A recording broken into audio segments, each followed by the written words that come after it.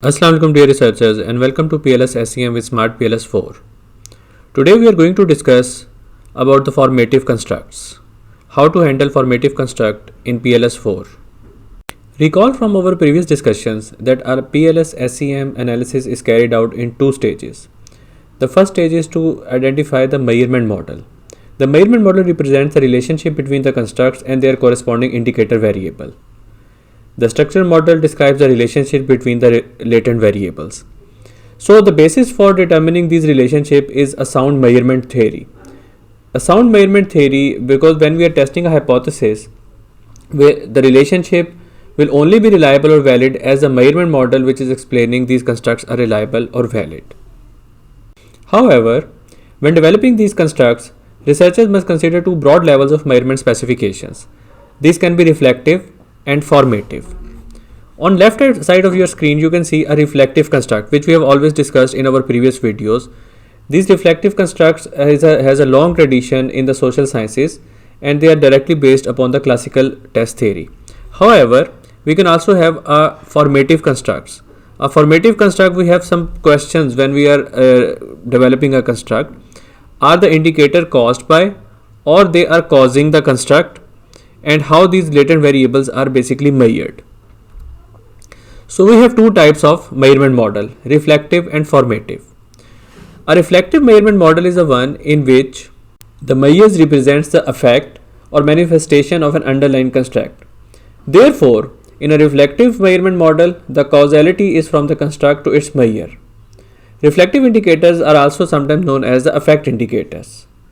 They can be viewed as a representative sample of all the possible items available within the conceptual domain. Therefore, since a reflective measure dictates that all indicators items are caused by the same construct, therefore they are supposed to be or they are expected to be highly correlated with each other.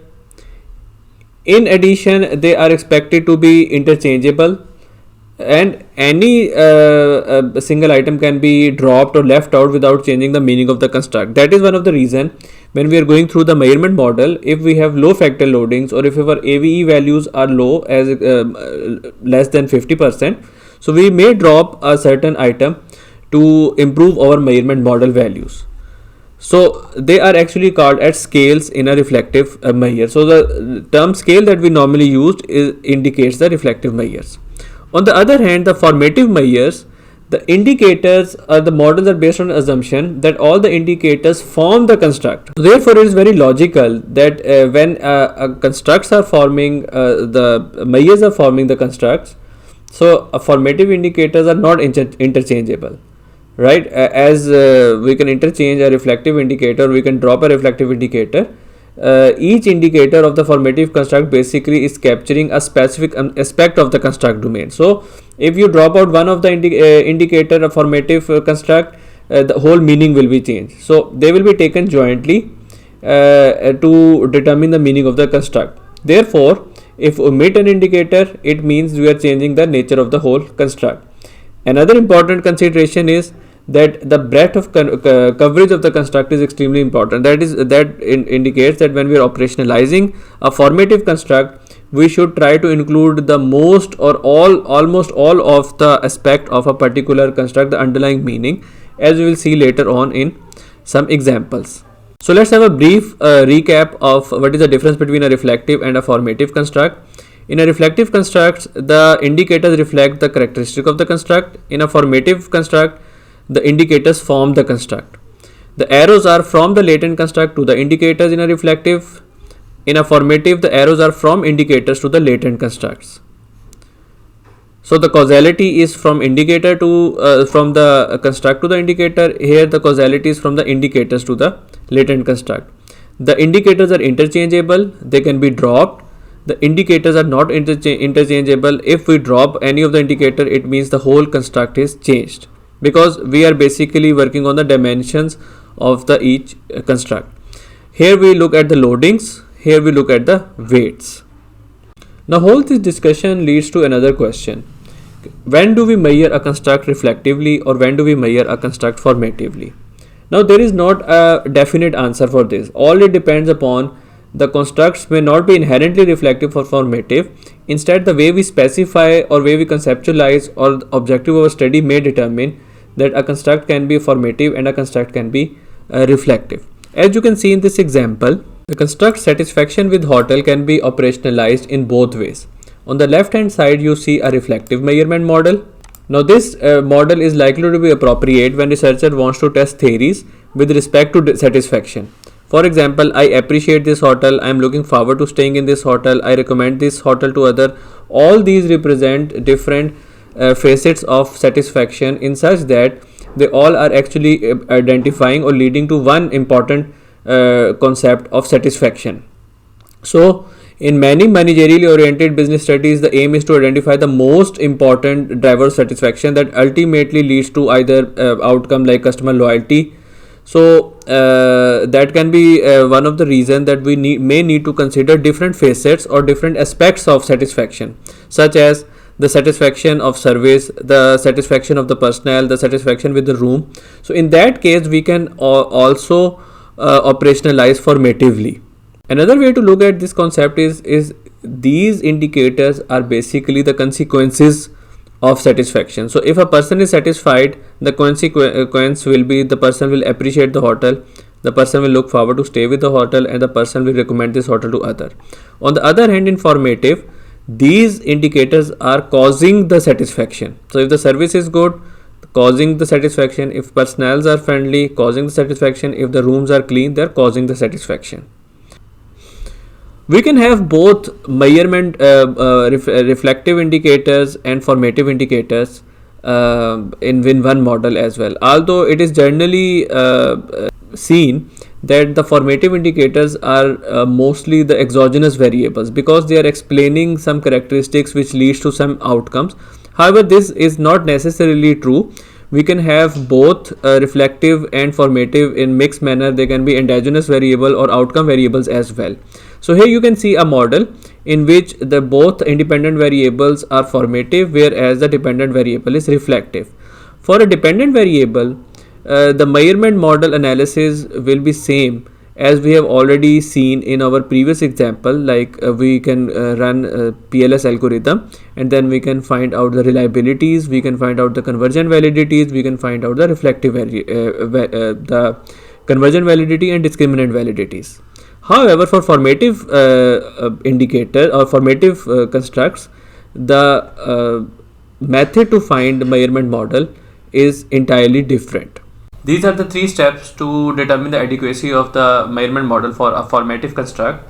First of all, we access the conversion validity of formative measurement models. Okay, now the conversion validity methodology is different from the reflective, in which we measure the AVE values.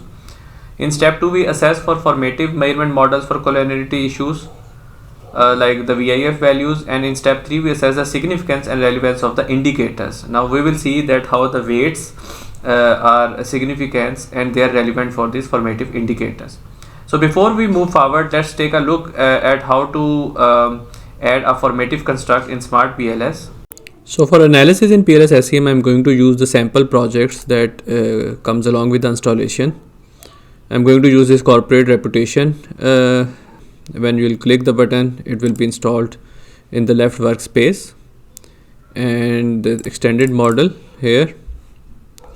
So as you can see in this extended model, which composed of multiple mediators and 4 independent variables, this qualitative is formative, performance is formative, corporate social responsibility is formative, attractiveness is formative, as arrows are from the indicators to the construct. So how to make a particular variable formative, because by default when you will drag and drop, the variable will be reflective.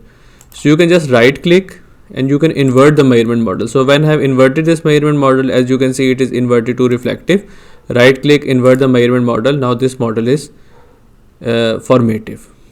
So let's first go to the first step, that is to assess the conversion validity, also known as the redundancy analysis.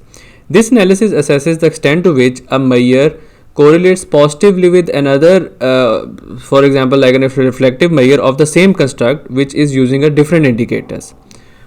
For this purpose, it is necessary to test whether a formative construct is strongly related with a reflective measure or a single item measure in case the reflective measure is not available. A higher path coefficient, example greater than 0.7 or 0.8, which links the exogenous and endogenous constructs, are preferred, which imply that there is adequate coverage by the formative indicators. So if both reflective measures or single item measure, which actually measures the overall assessment of the construct of the interest, like overall satisfaction or overall quality or overall performance, if both are not available, the weakest form of conversion validity assessment analysis is to estimate the relationship of the formative construct with some other constructs in the structural model, and if the signs are expected and if the relationship is as expected, it means there is sufficient conversion validity. Although this is, again, as I have mentioned, it's a weak analysis. So for redundancy analysis, here is an example for corporate social responsibility, and then there is a corporate social responsibility global. So what we will see is that we will run the bootstrapping and we will see the path coefficient, and as you can see the path coefficient is 0.857, which is significance as well. So we will say that this is basically a conversion validity of our corporate social responsibility formative is established. Similarly, we have redundancy analysis for performance. When we will load the sample project, they will already be there, but you can follow the procedure for your own analysis. But keep in mind that when we are going to measure the formative indicators in any survey or any other method, we need to have some either reflective constructs with different indicators. Now that reflective construct with different indicator obviously may cause a problem of multiple questions or a longer questionnaire. So a more suitable method would be to add a single item overall construct which can be used to measure the conversion validity. So when we say we can also run the PLS SEM algorithm, because we already were interested in the path coefficients magnitude. So here it is again 0.811, which shows sufficient conversion validity. So the next is to measure the collinearity among the indicators. Step 2 of the measurement model analysis is to assess the collinearity issue or the collinearity between the indicators. Now this is the outer model collinearity. So we measure the multicollinearity between the indicators. This should be less than 5 because low correlation is required between the formative indicators. This flowchart shows the step-by-step approach. So first of all, we assess the collinearity. If there is it's less than VIF is less than 5, we analyze the significance of the outer weights, which is the third step. If the critical level of collinearity is greater than 5, then we treat the collinearity issue. Now the treating collinearity issue means maybe we have to remove one or two indicators, but we have to also make sure if we are removing an indicator, the remaining construct is sufficiently covered by the remaining indicators, because remember we already mentioned that a formative construct is formulated or formed by the or caused by the indicators. So this step can be very difficult. We have to be very careful while removing an indicator. In case after treating the collinearity issue still the critical level of it's greater than 5, then we may have to dismiss the formative measurement model. But if no more issue remains, again we go to step 3 and analyze the significance of outer weights. So let's see how to do it in SMART PLS. You can use the same project in which you did the redundancy analysis, or you can use the whole extended model. Now here you can see that we have the formative construct. So what we do is we go to calculate, PLS algorithm, start calculation. Now all the formative constructs are in this model. In the quality criteria, we are going to select collinearity statistics and the outer model VIF. Now as you can see, for the attractiveness, which is for the formative construct, all the VIF's value for all indicators is less than 3. Similarly, for corporate social responsibility, for similarly other constructs, we can see that VIF values are less than 3. Similarly for performance 1 to performance 5, the collinearity is VIF values are less than 5, which indicates we have sufficient, we have actually fulfilled the condition in step number 2, and we can move to step number 3. Now this third step to determine the significance and relevance of the outer weight is a little bit, because we have to analyze the outer weights and the significance of outer weights using the bootstrapping. Now in case the outer weights are not significant, what we need to do is we need to analyze the formative indicators outer loading. So in case the outer weight is significant, we can interpret the outer weight's absolute and relative size, which is obviously the how much is outer weight. Now in case it is not significant, what we have to do is we have to look at the outer loadings. As we have already looked at the outer loadings in the reflective construct, we also can look at the outer loading in the formative indicators in case the outer weight is not significant. If the loading is greater than 5, we may keep the indicator even though it is not significant, because at least it is having some contribution. If the outer loading is less than 0.5, then we have to test the significance of the formative indicators outer loading. Now if that significance is not established for the outer loading, then we have to delete the indicator, and same for deletion we have to consider the same thing, because in a formative construct deletion is not that simple. The whole construct is composed of the indicator. So if we are deleting the indicator, we need to ensure that we have to have the whole construct formulated, or it's composed of the remaining constructs are actually explaining the whole construct. In case the outer loading is less than 0.5 but significant, we may or may not consider the removal of the indicators. Again, if the theory supports us, then we can do that. Otherwise, as already established, that formative construct removing the indicator is not that straightforward, as we can easily remove indicator in a reflective construct. Before we proceed for step 3 and how to perform it in SMART PLS, let's understand the concept of relative absolute importance. Since the construct is formed by its underlying formative indicator as a linear combination of the indicator score, the outer weights are calculated. The outer weights are calculated such that a multiple regression analysis is conducted which yields an R-square value of 1.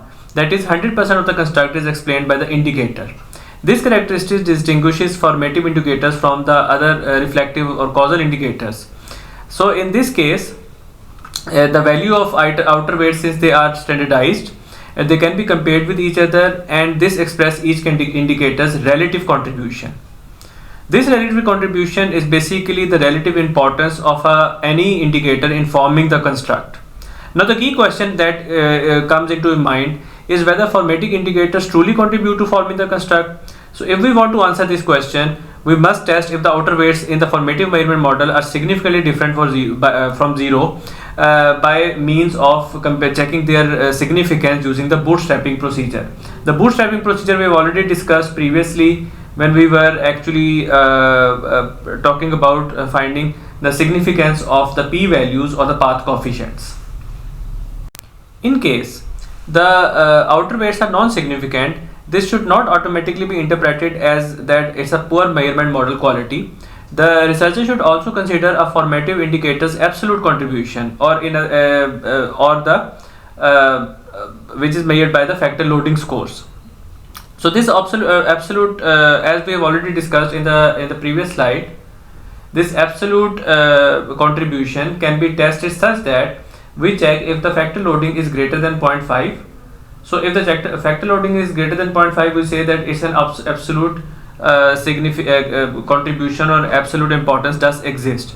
In case the factor loading is less than 0.5 and is not significant, then we can say that we may delete the indicator. However, again keep in mind that a formative indicator should never be discarded simply on the basis that the statistical outcome is not supporting the result. Before removing an indicator from the measurement model, we need to evaluate its relevance from many point of views, like content validity point of view, like operationalization of the and theoretical aspect of the construct. Now let's perform this procedure in PLS SEM. First of all, we would see the PLS SEM algorithm to check for the weight and the factor loading. So here you can see the outer loadings Here you can see the outer weights. So this is basically the outer weight for attractiveness. As you can see here, the outer weights are basically sizable, but we are not sure if these outer weights are actually contributing, because first we need to check the significance. So to check the significance, we are going to perform the bootstrapping. We can do it for 10,000, 5,000, but now we are gonna keep it for 5,000. And once the bootstrapping is done, we are going to open the report, go to outer weights, and then compare the significance. Okay, let's consider this corporate social responsibility. Now, as you can see, for CSOR2, the indicator is insignificant. For 4, the indicator is insignificant. So as we have already discussed here, so the weights are significant. Continue with interpretation of absolute and relative size, and the outer weights are not significant. So what we do is that we check for the outer loading. So here we can check for the outer loading, and for 2 you can see the outer loading is significant. For 4, the outer loading is also significant. So it means if outer loading is significant, we can keep the indicator even though it is so even if it's greater than 0.5. So we can check it's greater than 0.5 here, greater than 0.5 here. So next step we would have checked for the outer loading less than 0.5 but still significant. We could have still kept it. However, you need to understand that for all these indicators, the absolute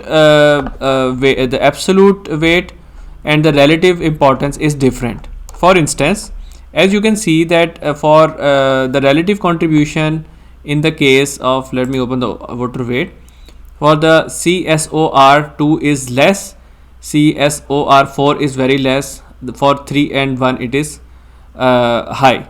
However, we also have what we call is the absolute importance. So for absolute importance, we can see that for the factor loading it's 0.571 of 2 CSOR2, for CSOR4 is 0.617.